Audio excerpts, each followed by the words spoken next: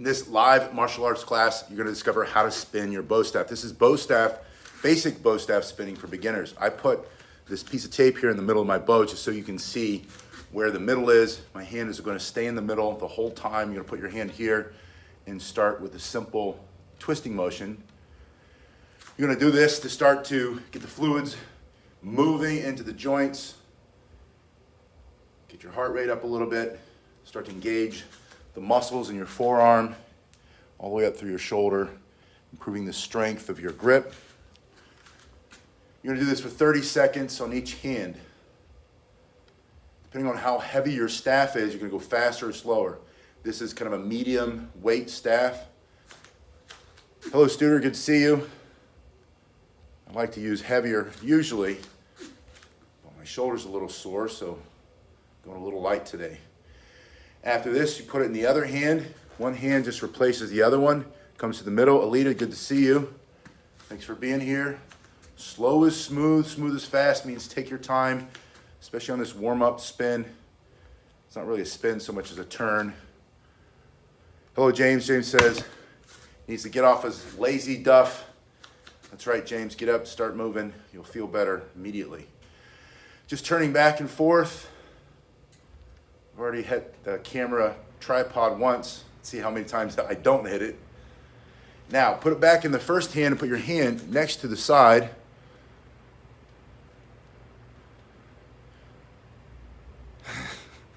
Joshua, thank you, says, look more buff as I get older. That's because I'm trying to eat better.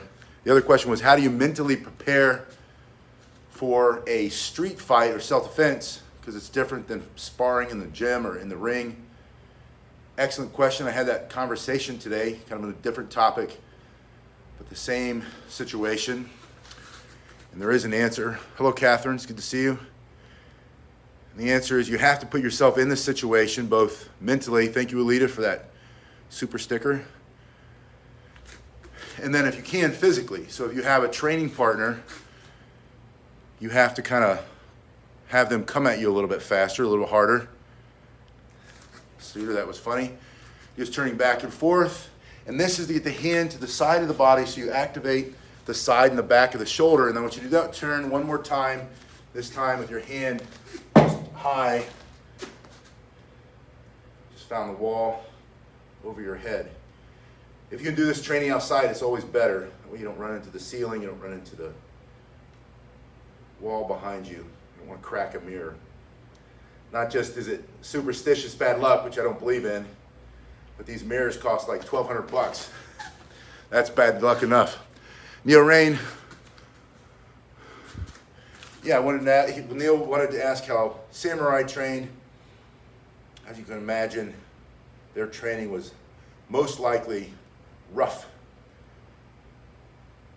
There's something to be said for lots of repetition, but you also have to kind of challenge yourself, push yourself.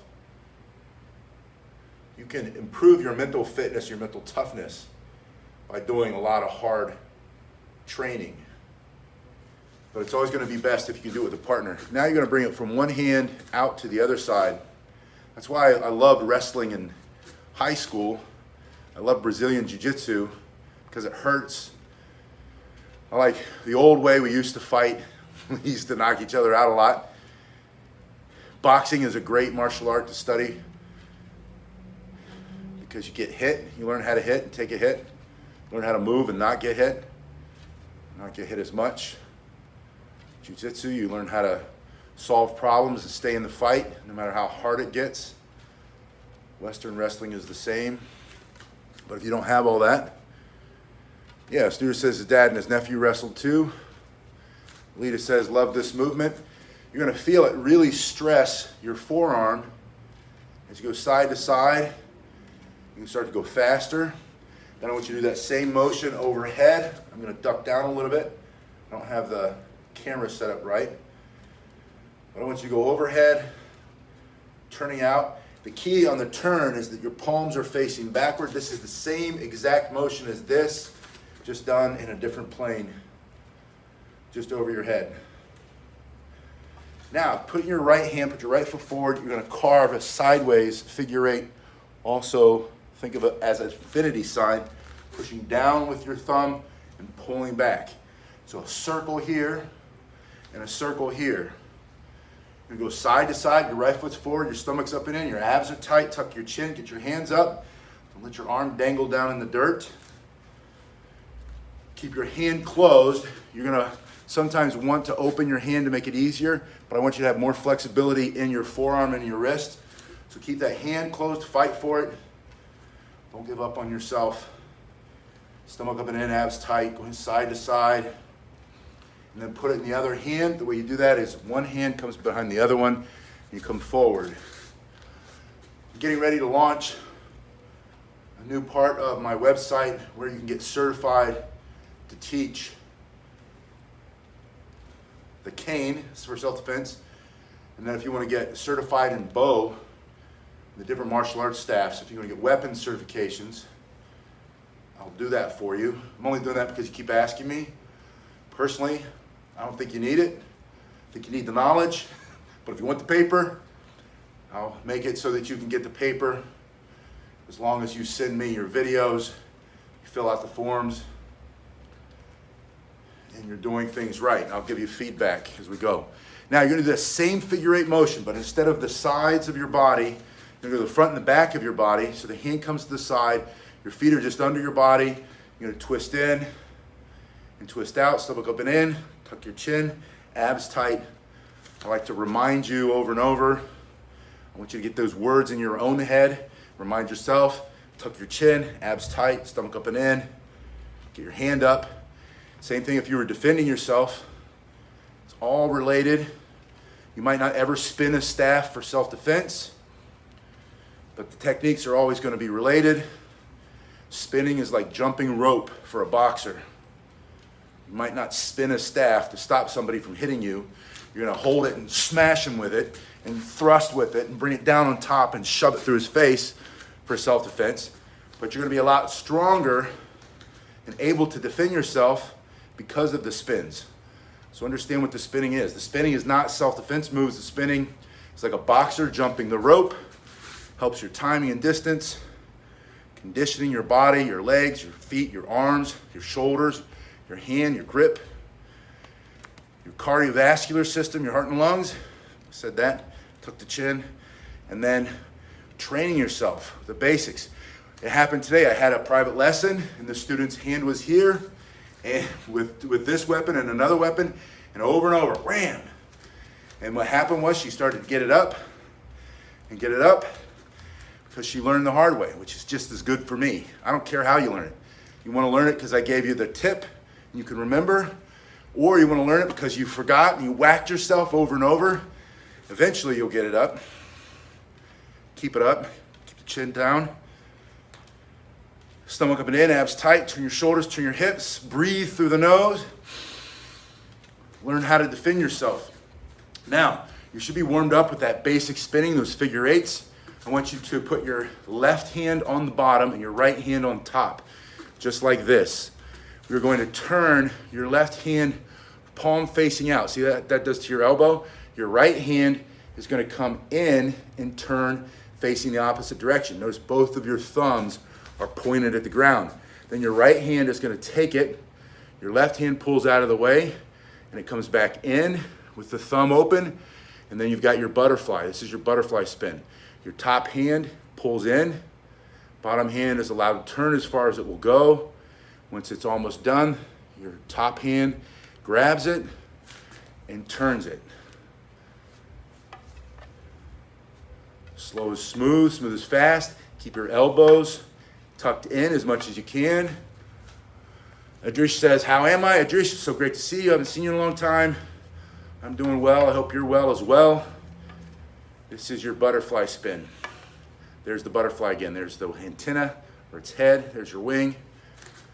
I'll show you from the side. I would show you from the back. But if I did that, well, let me just show you from the back. You can see how much you can see of my hands.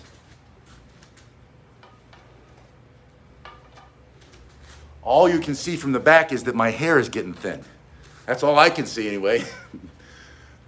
I would love to show you. I used to have this rig. I'd put the camera on my chest, but that didn't seem to really help anything either. So I'll just show you from here. I'll show you the other side. But this is your butterfly spin. If you want to open your hands and turn them like this. Neil says he's seen in a video that a staff can break bricks. That's true. This one will not. This is an old staff. This was in a container in the back of an old art building. And the man who owned the building called me up. He knew me because I taught his kids. Chinese American man who was an importer of Asian art. He also sold a lot of martial arts weapons, and he had a whole bunch of these in the back of this building. And he said, I'm getting rid of this stuff, you can have it. And I kept this one because I liked the way it looked. It was all black, but this is just red oak. Red oak is not very strong and it's dry. It's all dried out. So if you try to break a brick with this, you're gonna break the staff.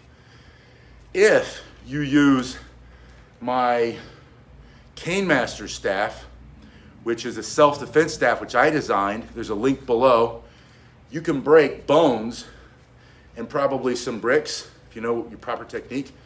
With the self-defense staff, that one's made out of hickory, and it is not dried out because I keep it oiled.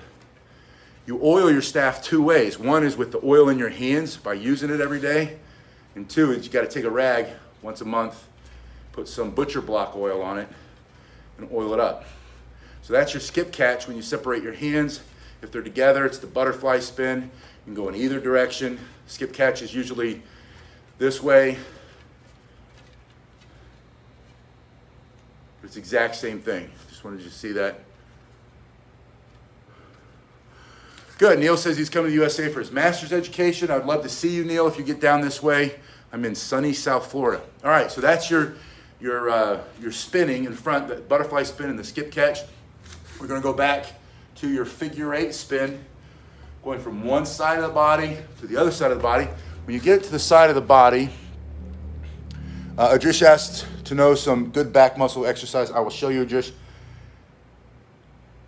The hand comes behind it. The great thing about using the martial arts staff is that you're using your back muscles all the time. Every time you pull across your body, right here, I feel all my muscles stretch and strengthen. This is one of the best exercises for the back. Another great exercise is pull-ups. It's very hot here right now, but every time my kids and I go to a local park, we stop and we find a place to do pull-ups. So we were just at the park before we came here, and I did a bunch of pull-ups. My daughter did the monkey bars. My son did a bunch of pull-ups. Those are great back exercises. Another thing you can do is use a band. You put it on the ground between your feet and you pull it up. If you don't have a band, put some weight in a book bag or a backpack, lean forward, support yourself, and then pull what's called a rowing motion. Your hand comes back this way and you'll get a strong back very quickly. As you change from one hand to the other one, start to move. Spam call there. You're moving forward, moving backward. It looks like this if you're going forward. Then just step back, step forward, step backward. So you start to get your heart rate up. Yeah, Alita says the resistance bands are great. I also like to put the resistance bands on a staff or my cane, and I stand in the band and I pull this way. You don't want your elbows to come too high, that puts too much stress on your shoulder. But just like this, which is a lot like this.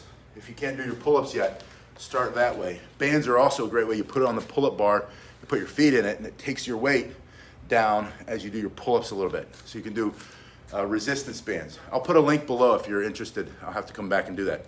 All right, so we did our forward spin, going from one hand to the other hand. Now I want you to do a wrist roll. And on the wrist roll, you're turning your palm down and away from you. See how your thumb is coming down? As you do that, open the hand, and it's going to support itself there on the back. There's the middle of the staff again, on the back of your hand. And then as it comes around, it's going to roll over your thumb back into your hand where you'll close it. And then you're going to bring it back. And when your palm is up, your pinky side is down, you're going to let it roll over the back of your hand. and then you're gonna catch it. So you're gonna roll it over the pinky side and then the thumb side.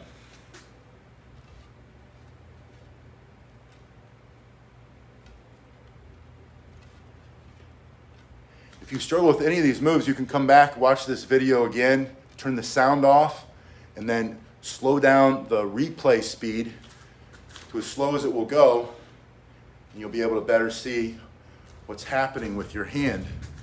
This is what it looks like to the side. I get closer, but I'm going to hit the camera again.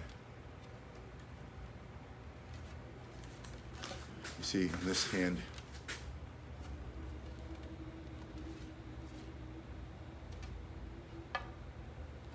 See, there's that balance point. And you can do that. You can find the middle of your staff just by holding it in your hand. You see it's a little heavier here, so move your finger down.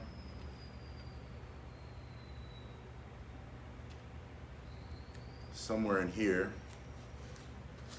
There it is. And then just put the piece of tape on it, and then you'll know. I have a blue side and a red side, so that when I'm showing you, I can say keep your eye on the blue side. That way you only have to worry about half of the staff and what that's doing. Because if you do one half right, the other half is attached, it's got to be right. So if you just think about moving your thumb forward, you're going to get it. Now that you've done your wrist rolls, do them with both hands, I want you to do a figure eight again. Put it in your right hand with your right foot forward, do your figure eight. When it comes to the right side of your body in your right hand, you're going to let it roll over your wrist. And then when it comes to the left side of your body and your right hand rolls over the thumb. So it goes pinky side, thumb side. Slow is smooth, smooth is fast. Neil asked how the sparring is done with weapons. You would hold it mostly in this grip. You can also hold it in this grip like you're doing push-ups. You can shove it right through his teeth. You can smash to the side of his head. You can hit him down in the legs. You can hit in the body. You can come over the top, smashing the top of his head. You can thrust, bringing it through his face. If your hands are in that split grip, you can smash here, punch. There's an angle strike. Think about hitting his temple or his jaw for self-defense. Punching straight out, just like you're doing a straight punch right to his face. That brings this blue side into his jaw, breaking his jaw, hitting him in the temple, smash him in the neck. Bring the top down, straight over his chin. Bring the back straight up, almost like you're doing an uppercut, and bring this one up here. Neil asked, is it safe to spar with your partner if they have a headgear? Yeah, or go slowly at first and learn how to fight. But you could wear a helmet if you want. If you don't have good self-control, I say start without the helmet first and then work up to it. And then smash and then thrust through his face.